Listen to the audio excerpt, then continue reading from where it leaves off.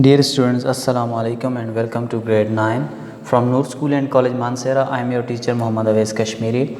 Dear students, as you know that we are discussing unit number 3, Guide a Great Leader. We have already discussed first part of the exercise and today we are going to discuss second part of the exercise.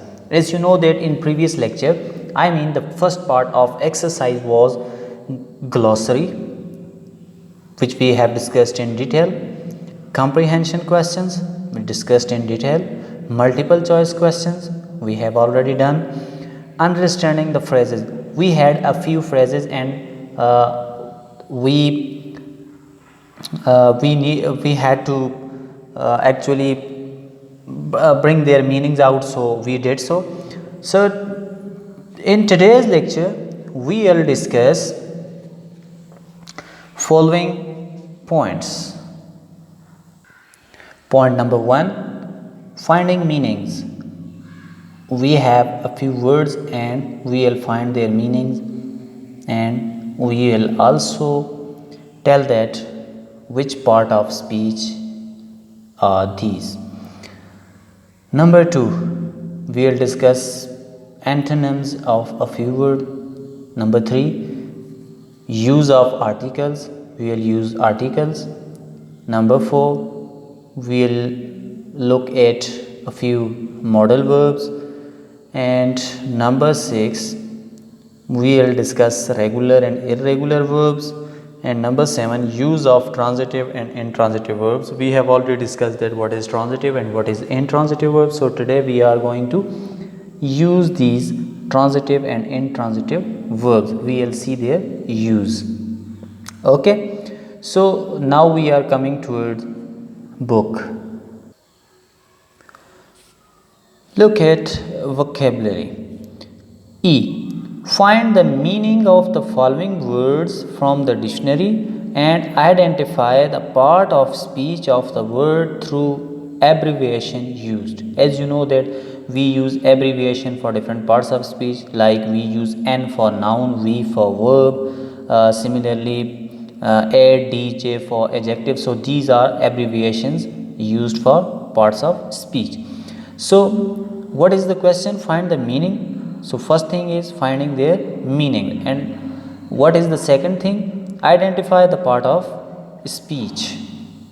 So first we will find meaning and then we will look at which part of speech are these. Number 1, we have word ferocity. Ferocity, which means darindagi. Darindagi. Kindly pronounce this word with me. Ferocity. Ferocity. Keep a pencil in your hand and write meaning. Darindagi. And which part of speech is this word?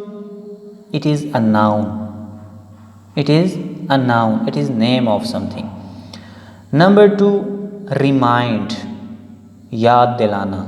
Remind, yaad dilana. It is a verb. It is a verb. Number 3, determination. Determination. Write its meaning. Azm. Determination. Azm. And which part of speech is this word? Noun. Noun. Crowd. Crowd. Write its meaning. Hujum. Hujum. And which part of speech it is? It is a noun. And last one, sober. Sober. Sanjida. Sanjida. It is quality, so it is adjective. It is adjective. So this was finding the meaning and identifying the part of speech. So we have done it. Now we are moving toward next. Consult a thesaurus. So thesaurus is actually a dictionary which contains synonyms of words and antonyms of words. Means same meaning and opposite meanings of words. And find out the antonyms of the following words. Consult a thesaurus. So we will look at thesaurus and find out the antonyms of the following words and find the opposite words of these words. Number 1, serious. Serious, and its opposite is, its antonym is funny. Serious, funny. Write it. Funny. Number 2, violence. Violence, peace. Violence, peace. Tashaddud, aman. Violence, peace. Number 3, weakness. weakness, strength, weakness, strength. Write it, strength. Number 4, delight, delight, sadness. Write it. The opposite word of delight is sadness. Number 5, harmony, harmony, disharmony, harmony, disharmony. Okay. So next we have writing part. So what is it?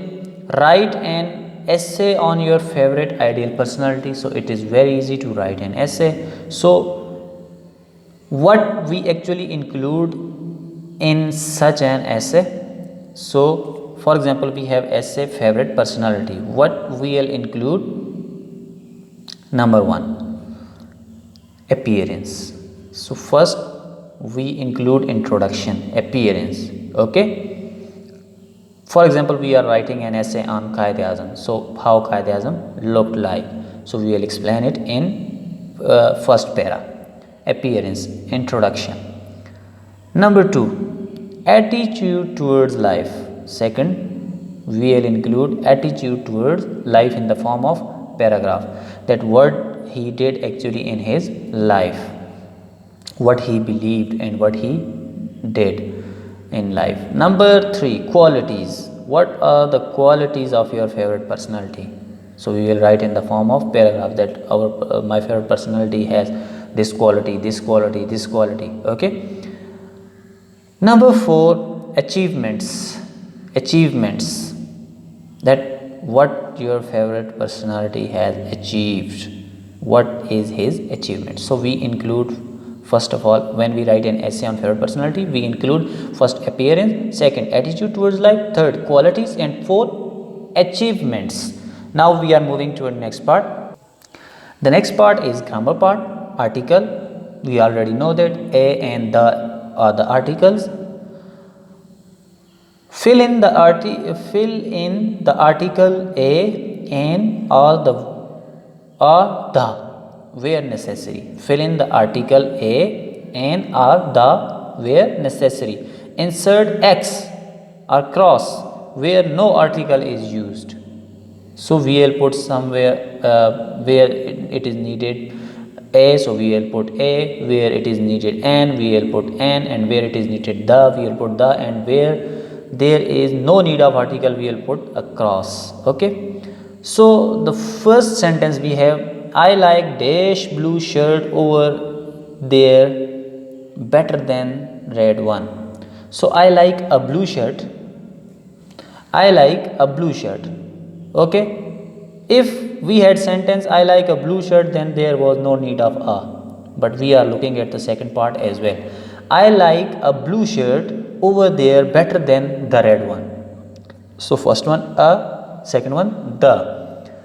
Number 2, their car does 150 miles an hour. An hour, so it is a vowel sound r, so we will put n. Their car does 150 miles an hour. Number 3, where is the USB drive I lent you last week?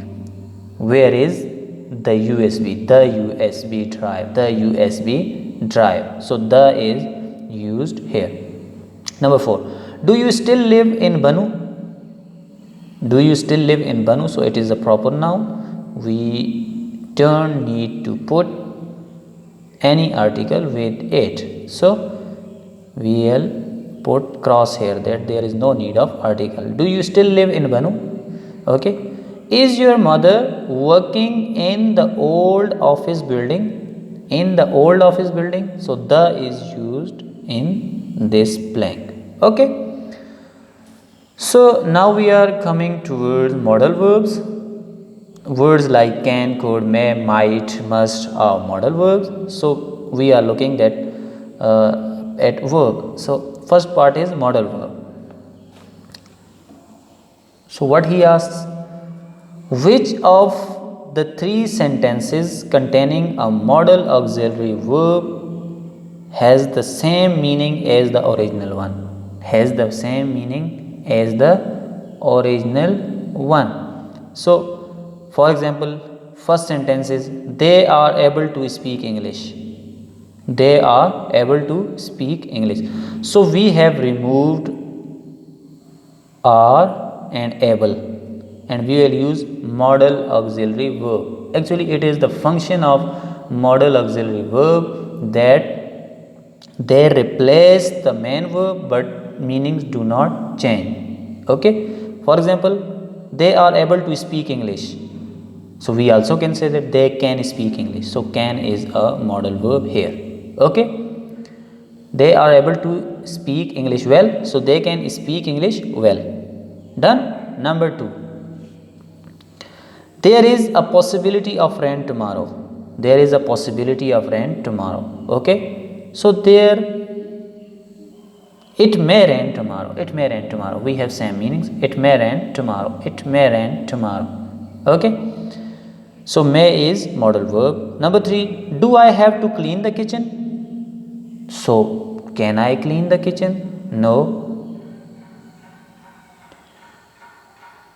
Second one, must I clean the kitchen? Actually it is when we use have to, it means this thing is necessary to do, necessary to do. So do I have to clean the kitchen? क्या मुझे लाजमी kitchen साफ करना है? So it is not give, can I clean the kitchen, क्या मैं kitchen साफ कर सकता हूँ? It is not giving meaning like this, that. So must is the modal verb which is giving the same meaning. Must I clean the kitchen? हर सूरत लाजमी. As I have told you, I have to is used that you must, you will do, you must do this verb. It is necessary. So must is used here. Must I clean the kitchen? Number 4, are you able to drive a tractor? Are you able to drive a tractor? So again, can you drive a tractor? It is giving same meaning. So can is a modal verb here. And fifth one is we are not allowed to swim when the red flag is flying. Red flag is flying. What is? We are not allowed to swim when the red flag is flying. So we must not swim when the red flag is flying. Again it is something very necessary, so must is used again here. We must not swim when the red flag is flying. Okay, so must is modal verb here. It is giving same meaning as the original sentence is giving. Part B.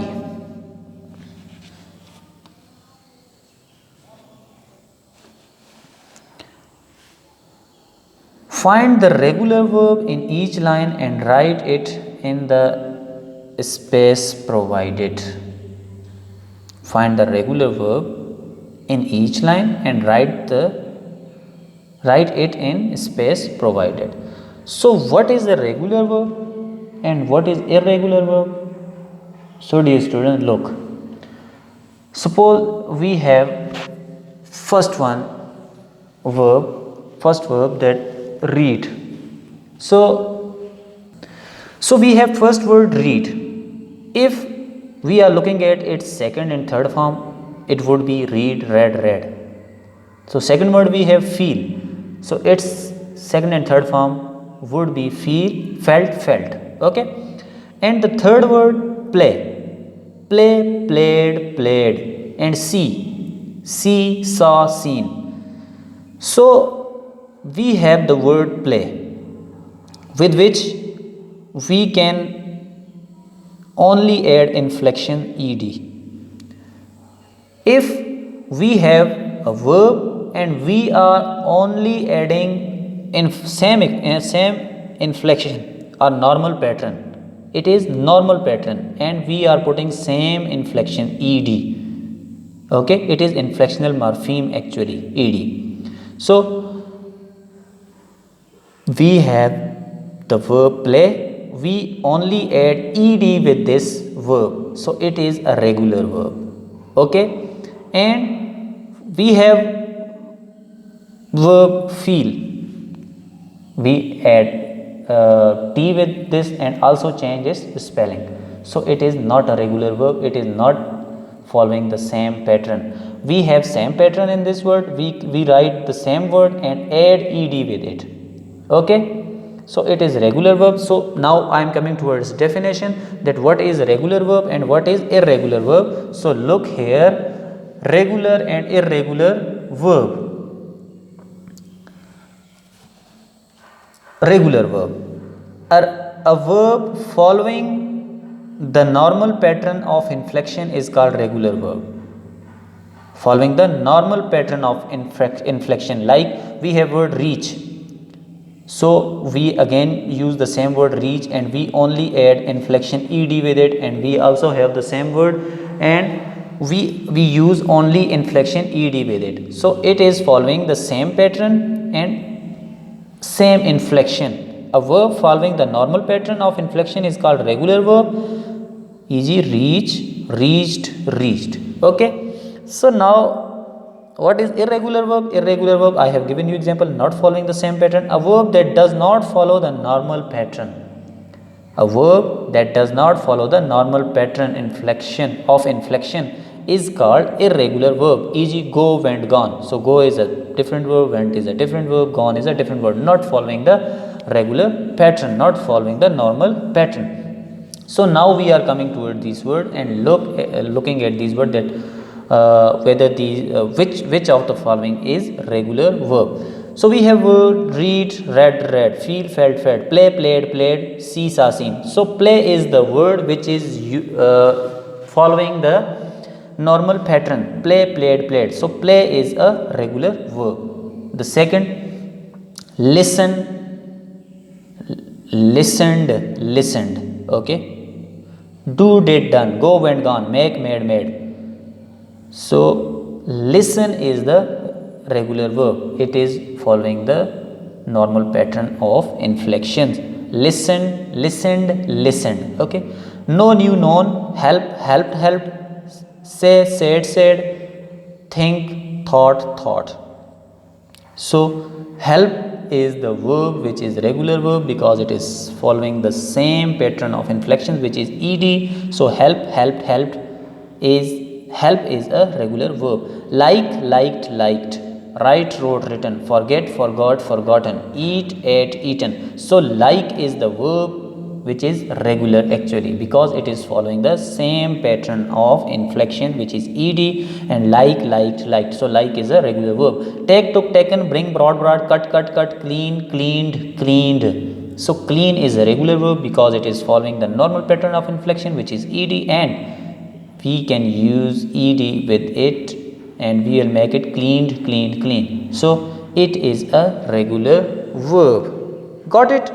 So in first we have play, second listen, third help, four like, five clean. We have these regular verbs. Okay.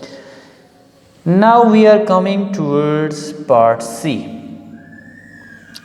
Decide whether the verb in color are transitive or intransitive. So dear student, as we have already discussed that what is transitive verb and what is intransitive verb. In previous unit we have discussed transitive and intransitive verb in detail. So memorize or go backward in your memory and see what was transitive and what was intransitive verb. I am repeating for you. Transitive verb. A transitive verb is one. A transitive verb is one that is used with an object. That is used with an object. And object can be a noun, phrase, or pronoun. Okay. What is intransitive verb? An intransitive verb does not have an object. Does not have an object. So we will look in these examples. She was crying all day long. Does not have an object, so it is intransitive verb. Was crying is intransitive verb. Does not have a direct object. Okay. We showed her the photo album. So the photo album is the direct object of the verb showed. Okay, so it is transitive verb. The doctor advised me to exercise regularly. So it is a transitive verb. Okay. Number 4. It was raining at that time. Intransitive verb. Intransitive verb. Intransitive verb. Okay. Do not have direct object. She laughed at the joke. She laughed at the joke. It is also an intransitive verb because it does not have a direct object. Okay. It is separating it from the object. So I hope you people are clear with these things. So now I am going to summarize this for you people.